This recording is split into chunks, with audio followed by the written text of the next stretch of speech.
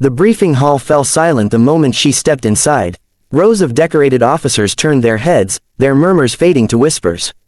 Her uniform was clean but faded at the edges, the kind that had seen too many deployments and not enough parades. The medals across her chest glittered beneath the harsh fluorescent lights, not many, but each one heavy with meaning. Captain Ryden, the adjutant said stiffly, as if the name carried weight he didn't understand. Take a seat. She nodded once, her face unreadable. The seat creaked as she sat at the far end of the table, surrounded by men who had served on bases safer than the cafeterias she'd patched soldiers in. General Hargrove stood at the head of the table, tapping his folder against the wood. We're here to review the validity of certain commendations awarded to Captain Ryden. Specifically, the Silver Star and the Cross of Valor. A ripple of tension swept through the room. Someone scoffed. A colonel leaned forward. General, with all due respect, those medals are impossible. No one saw her on that mission. The reports don't line up. She was listed Mia, another added. Then she comes back with a chest full of medals and a story that doesn't match anyone's account. Ryden didn't flinch. She stared straight ahead, her hands clasped together. Her left thumb bore a faint scar, the kind left by a broken trigger guard. Hargrove opened the file. Captain, the mission to Ulyara Ridge. Classified Black Op, extraction of Task Force 6. Your account claims you neutralized an enemy stronghold alone, secured the hostages, and guided the evac under heavy fire. Her voice was calm, almost too calm. Yes, sir. Do you have witnesses? Yes. She paused. They're all buried at Arlington. The colonel smirked. Convenient. Something in the air shifted. Ryden's eyes flicked up, sharp as a sniper scope. Sir, if you think I forged those reports, you're welcome to visit the ridge yourself.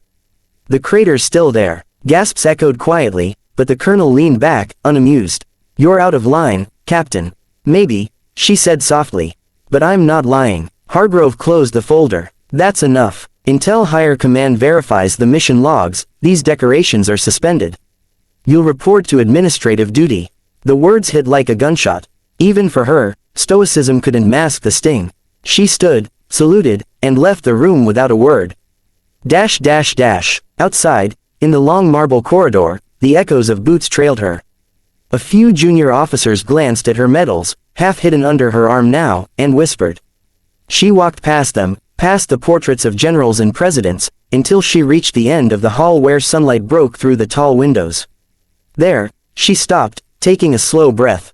She had survived jungles, caves, ambushes that turned whole squads into memories, yet this humiliation felt colder than any battlefield. Her thoughts were interrupted by a sudden stir behind her. The security detail snapped to attention. Room, attention, a voice barked. She turned, and froze. The President of the United States entered the corridor, flanked by Secret Service. His eyes scanned the hall until they landed on her. Captain Ryden, he said, striding closer. I was hoping to meet you before the ceremony. The colonel who'd mocked her earlier rushed forward, pale. Mr. President. There's a review pending. Her medals. The president raised a hand. I know exactly who she is. He stopped in front of her, looking her in the eye. Captain, you were with Task Force 6 in Ulyara Ridge? Yes, sir, she said quietly.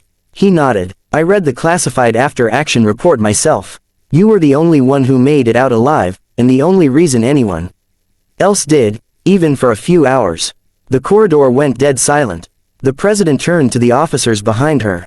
You want confirmation? The drone feed from that night was recovered 2 years later. The footage shows her carrying 3 wounded soldiers through a bombardment zone, alone. The colonel's mouth fell open. She didn't just earn those medals, the president continued. She earned my respect, and the respect of every man and woman who still breathes because she didn't quit. He turned back to her. Captain Ryden, on behalf of this nation, I want to say thank you, and to tell you your medals are not in question. They're proof of what heroism looks like when no one is watching. He saluted her. The sound of it, crisp, deliberate, echoed through the marble like thunder. Every officer in the corridor scrambled to attention, their earlier doubt burning in shame. Ryden blinked once, steadying her breath, and returned the salute. Sir, I was just doing my duty. The president smiled faintly, and that's exactly why it matters. As he walked past, the colonel lowered his head, words dying in his throat. Ryden didn't look back. She adjusted her uniform, her medals catching the light once more, no longer questioned, but honored. For the first time in years, the weight on her chest didn't feel heavy. It felt right. The sun had barely risen when Captain Ryden stepped back onto the parade grounds. The air was sharp with early morning frost, the kind that bit through her gloves and carried the metallic scent of discipline, boots striking pavement, orders shouted, silence falling like command. She hadn't expected to return here so soon. Not after yesterday. The rumors had spread faster than wildfire. Officers who wouldn't meet her gaze before now stood a little straighter when she passed. The same colonel who had mocked her medals avoided her eyes entirely. But Ryden didn't need apologies, not yet. She had seen too many battles to be moved by words.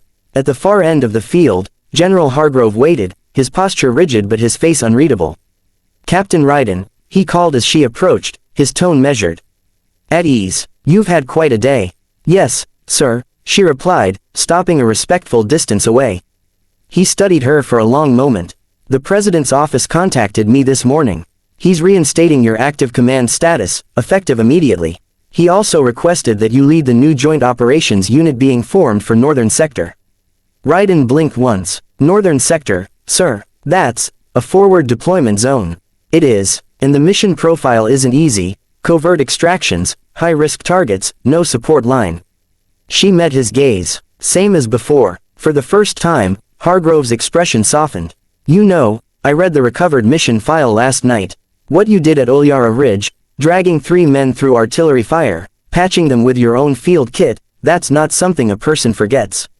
I already had, she said quietly. Until they made me prove it again. He nodded slowly. Then let this be the last time you have to. A voice interrupted them from behind. The colonel, the same one who'd laughed during her hearing, stood at attention, his jaw tight.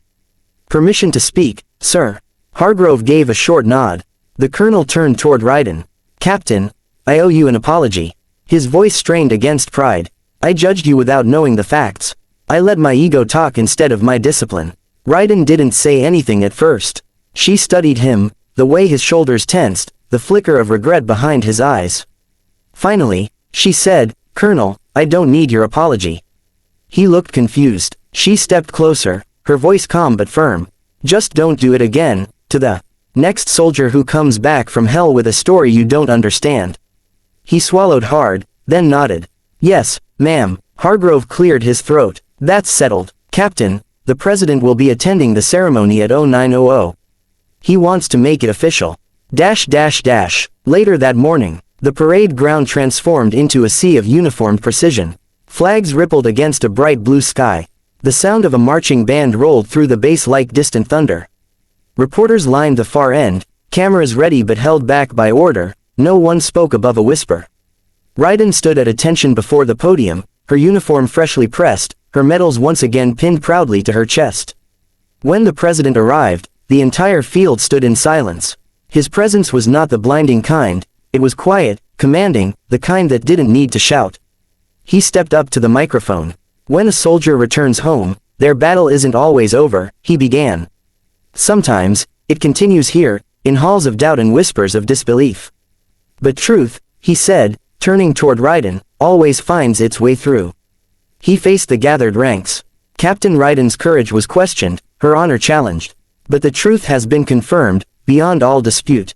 She didn't just survive Ulyara Ridge, she saved lives that day, and the spirit of what our uniform stands for. A quiet murmur swept through the crowd. The president motioned for an aide, who handed him a small black case.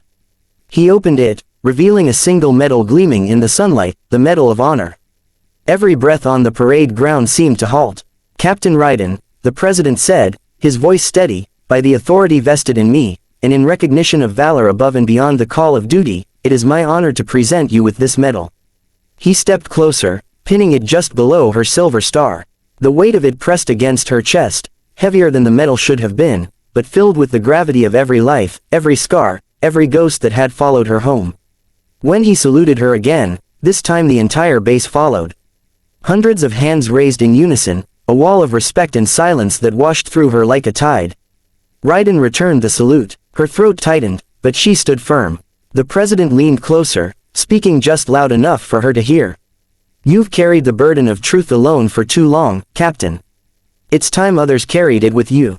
She nodded, her voice quiet. Thank you, sir. He smiled. Don't thank me. Thank the people who believed, even when you couldn't. As he stepped back, the national anthem began to play. The colonel, standing in the front row, snapped his hand up in salute. His face was pale, his eyes fixed on her, not with envy, but something closer to awe.